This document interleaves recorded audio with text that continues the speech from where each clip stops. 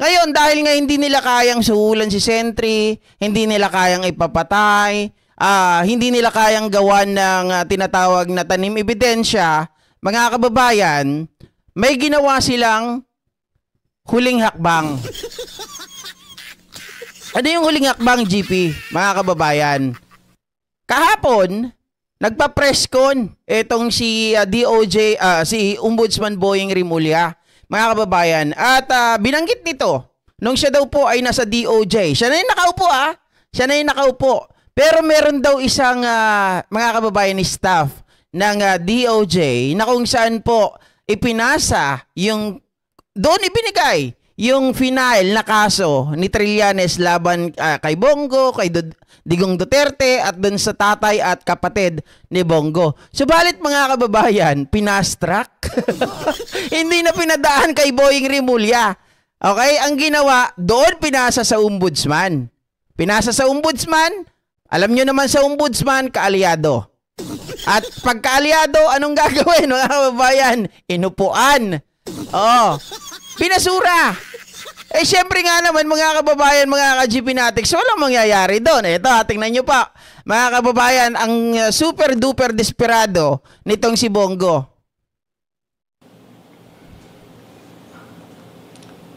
Yung standard na salamat, Ma'am Corazon Villar. We will elevate it to reasonable certainty of conviction. Ganun na rin ang gagawin natin dito. Kasi nga, para hindi weaponize, para hindi probable cause kulong na tapos nakalimutan yung kaso, hindi na mangyayari yun. We have to respect the rights of people.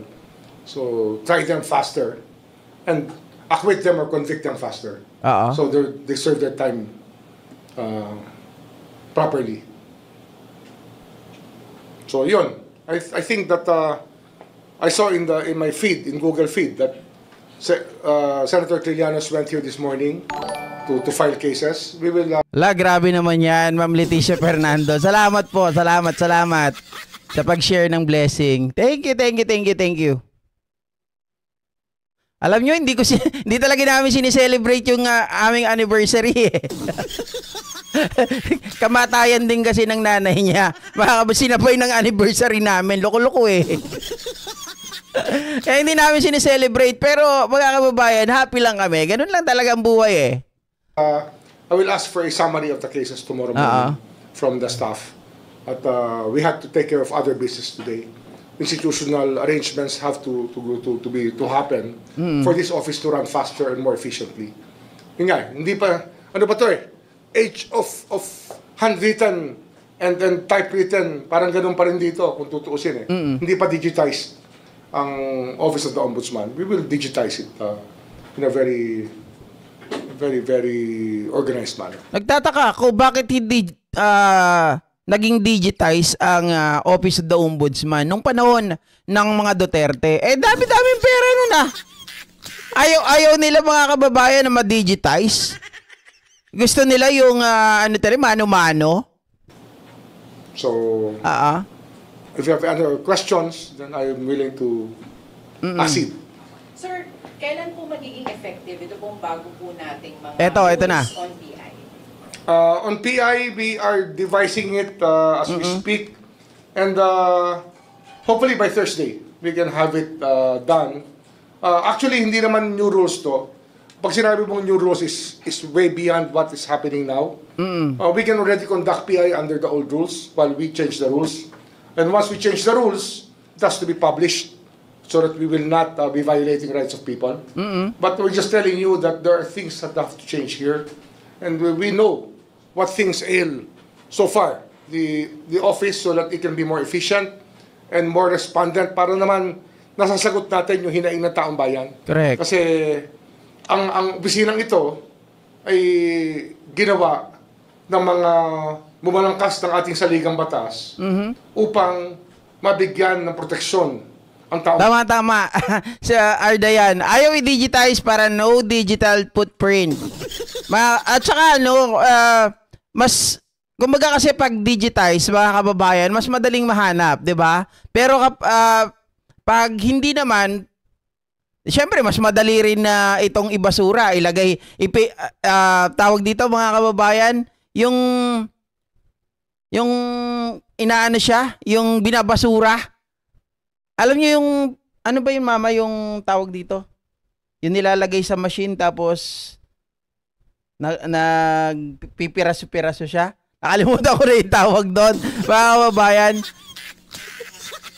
Oo. Ano tawag doon guys? Yung kapag halimbawa dinaan mo sa machine, tapos biglang yung mga papel ay biglang nagkakanda putol-putol na. Nakalimutan ko itawag doon eh. Ang bayan. At yun, mula sa mga kawani ng gobyerno Hindi archive. Gumagawa, nag-aabuso. Ayun, tama. Mama Ardayan Shredder, di ba? Mas madaling ilagay doon pag papel. Kasi kapag digitize, mga kababayan, mahanap at mahanap yan. Pero pag, halimbawa, may gusto kang gawin na anomalya, yung papel yan, uhugutin mo lang, shredder mo yan, wala na eh. Oh. Di ba? Oh, thank you ha. Ang daming sumagot oh. Talagang alam mo kapag ang mga tao nakikinig eh. Talaga ngayon oh, mga kababayan, very active sa pagsagot. Salamat sa inyo ha. O kaya gumagawa ng masama sa kapwa. Yun po yung dahilan kung bakit itinayo itong opisinang to. Okay. Kaya dapat talagang mas ilalagay natin ang hinaing ng taong bayan sa harapan. Iyan ang pinakamahalaga sa ating patungkulan na sinumpaan dito.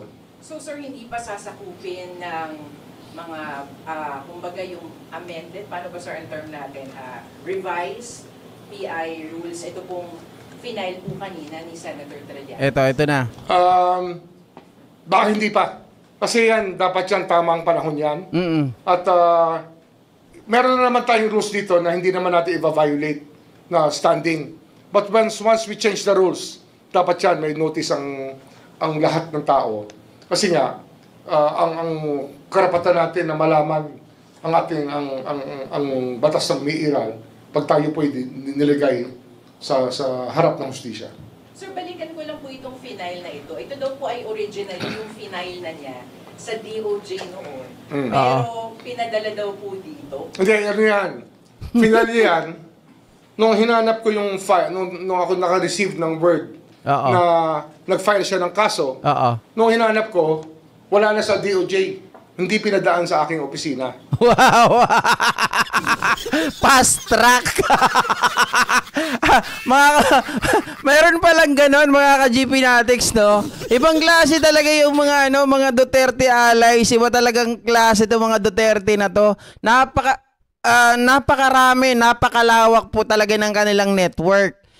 Sabi nga dito, tama lang talaga na sa ICC isinampa o final yung kaso ni Digong Duterte. Bakit mga kababayan, mga ka-GP? Kung dito sa Pilipinas yan, binabraso na nila yan. Diba? Binabraso na. Kita nyo dito, DOJ Secretary, mga ka-GP Natics. Nandyan na nakaupo. Tapos may kakausapin na tao. O sige, may nag-file dito. Dinala ngayon sa DOJ. Sige, sabi niya ganon. Wag mo nang ako na bahala dyan. Dyan mo na lang yan ilagay. O kaya naman siguro, sabi pagbigay ng pag-file, mga kababayan. Tapos may nakiusap, may tumawag, hello, brother, baka pwede naman, meron dyan pinile si Trililing. Okay? Harangin mo. Okay? Wag mo nang papuntahin kay DOJ Secretary Remulla. Ikaw na bahala dyan. Doon mo na sa ombudsman dalhin. Para hindi na mahalungkat at para matulog na yung kaso ko. Tapos natawa tayo. Ako na bahala sa'yo. Oo. Ako na bahala sa'yo. Mag-usap na lang tayo. Magkita na lang tayo dun sa hideout. Di ba? Pero wag kang mag-alala. Ipapadala ko kaagad sa'yo mamaya yung kabayaran sa'yo. Di ba? Ganun mga kababayan ang nangyayari dito. Kaya pala nagtataka tayo. Sobrang dami ng final nitong si Sentry dati. Pero wala tayong nababalitaan. Ano to sabi kong ganon? Trinash? O kaya naman ay talagang in-archive? Yun pala mga kababayan, yung proseso, dumiretso. Biglang papunta na ng DOJ, lumiko, pumunta ng ombudsman kaagad. Kasi alam nila, Pagpunta ng DOJ, baka pag-initan tayo nito, di natin kaalyado. Diretso mo sa ombudsman para nang sa ganon. Wala na, hindi na tumakbo. Di ba? Mga kababayan? Talagang aral na aral, mga galawang kawatan eh. Grabe. Matindi to mga kababayan. Kung ito, ginagawa nila, posible na hindi lang kay Bongo. Di ba? Kung ito ginagawa nila, mga kababayan, ngayon nagdudugtong-dugtong na nagko-corroborate na rin po yung mga statement kagaya nung nangyari kay Dilima. Di ba? Mga kababayan, yung kay Dilima na-dismiss lahat yung mga kaso dahil mga gawa-gawang rin yun, ebidensya, mga gawa-gawang kaso din. Kung kaya nila lahat, mga kababayan, kung kaya nilang gawin ng mga ito, mas malala pa yung kaya nilang itago. Kaya tama yung sinasabi nila Las Cañas, Matubato, at nung iba pang mga testigo. Kaya nga yung tawag dito, yung pagsasalita ni Garma, pag-amin ni Colonel Leonardo, mga kababayan, ay nako, napakalakas no na ebidensya laban sa mga ito. Bakit? Bago nagsalita pa si Garma, mga kababayan, merong isang video pa na kung saan umamin si Digong Duterte na inutusan niya talaga si Garma, di ba? Nag-uusap si Panelo, tapos si Digong Duterte.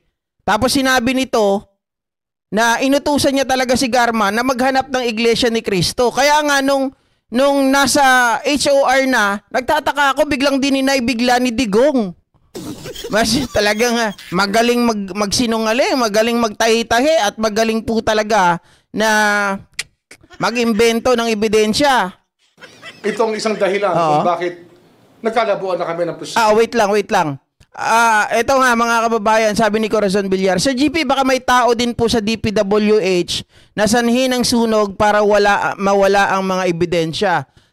Actually, kahapon pa namin pinag-uusapan yan. Kaya lang, mga kababayan, parang sabi ko, teka lang ano ba to? Coincidence? Pero, I do believe they will try, they tried to, di ba? They tried to, mga kababayan, na mawala yung mga ebidensya. It just so happen, sabi po ng DPWH, sorry na lang kayo. Dahil, yung mga ebidensya, wala naman dito. Okay? So, medyo tayo doon, okay tayo doon. Kasi siguro, sinusubukan nila na mawala lahat, ma-eliminate yung mga ebidensya. May tao doon, for sure. Sa dami na masusunog ngayon pa na, alam natin yung DPWH napakasikat, di ba? Ngayon na talagang ang DPWH pinag-uusapan, nandyan na halos lahat ng mga korap. Sila yung mga tao na alam natin gumagawa ng kabuktutan, gumagawa ng korupsyon. Sila yung mga tao, mga kababayan, tao ng mga politiko or koneksyon ng mga politiko. Secretary General doon. At pinulot ko muna siya. Sabi ko, kung gano'n ang gawain, hindi igagalang ang opisina ng Secretary of Justice, ay bakit pa? Hindi tayo pwede magsabay sa isang kwarto kung gano'n.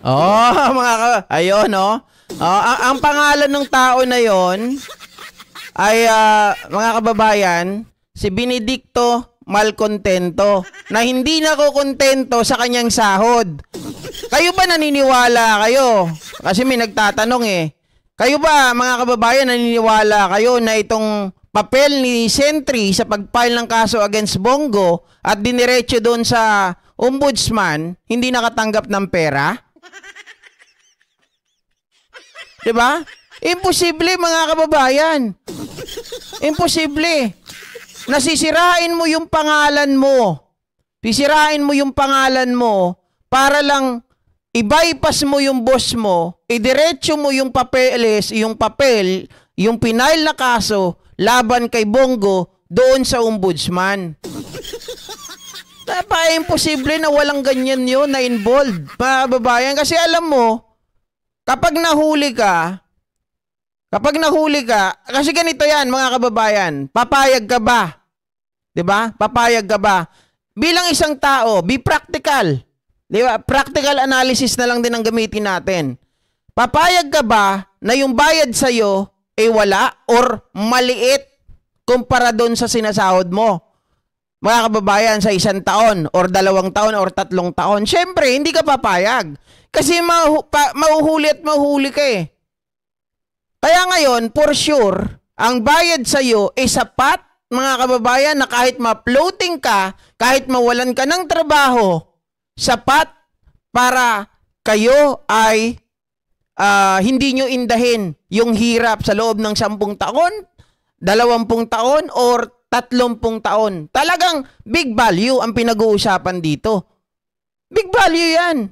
Hindi pwedeng pipitsugin lang na 1 million, 2 million, 5 million. Baba nun mga kababayan. Sobrang baba nun. Kasi yung 5 million, kaya mong kitain yan. Ang bilis mo lang kitain yan. O palagay ko, yung ibinayad dito kay Benedicto na hindi makontento, malamang mga kababayan, mga 500 million. Pwede yan. 'Di ba? Kaya, yun, buti na lang napalitan na yun. At ang nakaupo ngayon na Prosecutor General ay napakahusay. Oo. Si Richard Fadulyon. At yun, puring-puri ako doon. Anyway, itong kasong ito, Baka nga sila din yung nanabutahi, mga kababayan, nung nagkakaso itong DOJ dati dito kay Bantag, 'di ba? Baka sila rin. At ayon sa bubuwet ni Jesus Palsis, marami daw talagang DDS diyan sa DOJ. Yan ang matindi, mga kababayan. Mabuti na lang nung si Boying Rimulya ang nandoon, yung ibang mga tao talagang nasala niya na. Kaya nung iniwanan niya ito, meron na siyang kahit papano kampante na siya 'di ba? Hindi kagaya dati, mga kababayan. Marami talagang mga anay. Kita mo nga sa ombudsman, nung pagkaupo niya, ang ginawa niya, nagtataka siya. Bakit mayroong mga 204 or 214 ata na newly hire? Mga kababayan, midnight appointees ni Samuel Martires bago umalis. Kasi July 30th, nagtapos yung, yung tawag dito, mga kababayan, yung 7 years ni Samuel Martires. Pero, mga kababayan, bago siya lumayas, nag-appoint muna 200 plus newly appointees. Newly hires. Anak ng baka naman yan, alam nyo, parang ang ginawa doon, hindi lang in-install yung tao na yon. Ganito. May nagtanong kasi sa akin kahapon, Sir GP, iba pang paliwanag bakit tinanggal or pinalitan kaagad ni Martires yung mga tao niya. Simple ka kung ganun. Bukod sa in-install niya yung bago na pwede niyang pero maliit na chance to na pwedeng maging lookout niya. Ang mas matindi ka kung ganun, kaya niya inalis yung mga 200 something appointees niya dati or yung mga tao niya. Bakit kanyo? Dahil kapag yung mga yon ay naimbestigahan at nandoon pa rin sila, syempre mas marami silang alam. Pag tinanong sila, mas marami silang masasabi. So ngayon, ang ginawa, nilinis na kaagad. Sige, alis na kayo dito.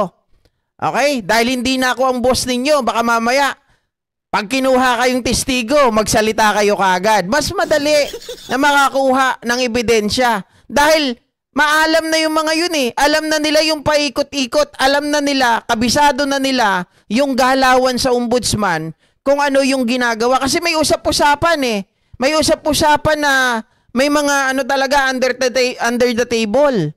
Mga kababayan, may mga parking fee. So mas madali po yun kausapin. Mas madaling tanungin. Pitpitin mo lang yung mga yun. Baka magsalita ka agad. Kaya ang ginawa ni Martires, sige, bago ako lumayas, palitan ko muna kayo. Yun ang pinaka mabigat na dahilan doon. Pinalitan niya agad, mga kababayan, para mas mahirap hagilapin. Baka mamaya, pinalipad niya na ng ibang bansa yun. Punta na kayo ng ibang bansa. Mga ibang bansa na kayo. Para hindi na kayo mahabol pa. 'Di ba? Ganun lang yun Kasuhan si Martires ng obstruction. Parang pinag-resign po ata ni Ombudsman Boying. Pinag-resign nga yung courtesy resignation, yung 214, pinalitan niya kaagad. Pero ang tanong, bakit pinalitan ito? bakit nag-midnight appointee etong si Martires, mga kababayan. Yun na nga sinagot ko kanina. Malamang sa malamang, ina-avoid niya na yung mga tao na yon ay magsalita kay Boying. 'Di ba? Hinggil po sa kalakaran ng ombudsman. Kung ano yung kalakaran ng tsaching-tsaching, ng pera. O kaya yung mga under the table. O kaya yung mga ginagawa nila na pag-upo doon sa mga kaso, pag-archive.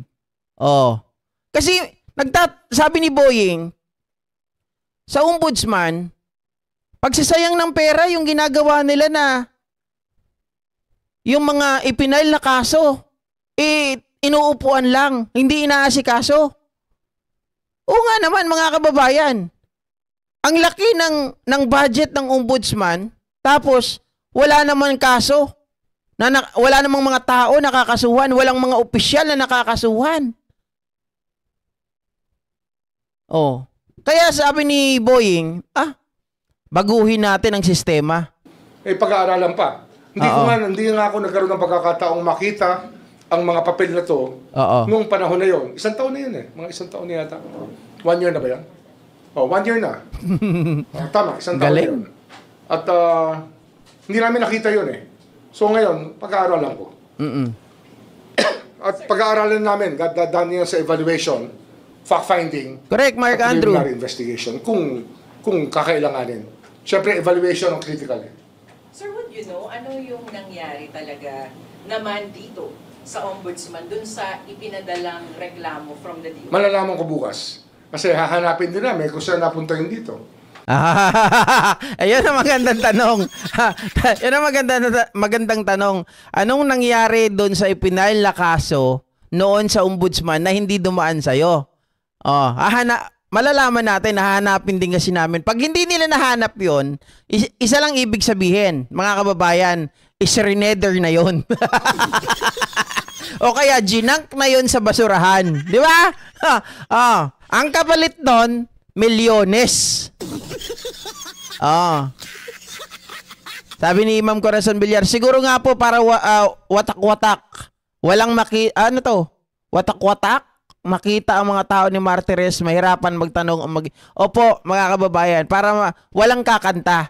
Kasi pag nandun pa, mas madali po silang mas madali silang questionin, i-interrogate, 'di ba? Baka kumanta, umamin bigla. At parang hindi na nagubalo yung kaso. Sabi po kasi ni Senator Trillanes kanina, ipinaon daw po, wala raw pong naging action. Hindi ko alam kung ano nangyari. Ayokong mag-presume ng masama sa aking kapwa. Pero aalamin natin. Kasi nga, itong kasong to na final niya, ito rin yung pinag-uusapan natin na conflict of interest cases. Kasama yan, may bahid yan ng conflict of interest. Sir, ito po ba ay magiging bahagi din po ng isinasagawang investigasyon naman natin? Kasi it Blessed morning po. Sir, yung mga diskaya, yung Blessed joint morning. venture nila with CLTG na iniimbestigahan din po ninyo. Ano yan kasi it gives us, binibigyan kami niyan ng hudyat kung saan kami dapat tumingin. Kasi nga, interesado kami dyan, pero kung nandyan na ang dokumento at meron na siyang mga project number, mga identifying marks, mas madali namin mahahanap yan sa DPWH. Yun naman ang pakay namin dito, na mapabilis ang lahat. And we can use every information available. I-validate lang natin sa computer system Good morning, Ma'am Nerba. ng DPWH. So sir, pwedeng mag-merge, pwedeng magsama, paano? Pwede yan mag-merge, pwede magsama. Anyway, ano pa naman under investigation pa yung maraming bagay na yan. So ito is a formal case filed. It brings us to the point na kinakailangan evaluate. Kung evaluated, pwede hong mambunga ng totoong kaso, then fact-finding, at pagkatapos noon, preliminary investigation. Due process pa rin Hindi tayo pwede lumabag sa karapatan ng tao. At saka maganda yung sinabi niya kanina na dalawa lang ang pupuntahan. Dapat either dismiss or makasuhan yung mga tao.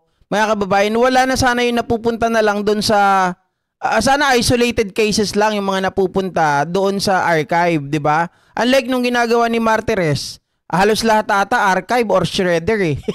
Mga kababayan. Wala akong nabalitaan sino ba yung mga kandidato o mga politiko na nakasuhan. Wala ata. Kahit na-file lang ng kaso, wala eh.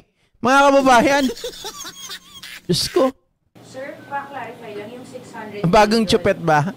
lost because of Cases dismissed because of inordinate delay. Yan ang binigay sa akin na figura. Sir, Ah. ano lang po yung nature nitong cases na na-dismiss na? Puro graph cases yan. Puro graph cases yan. Sir, clarification po dun sa PI po ng babagoy po. Can we expect po ba na less than 60 days yung magiging PI dun sa...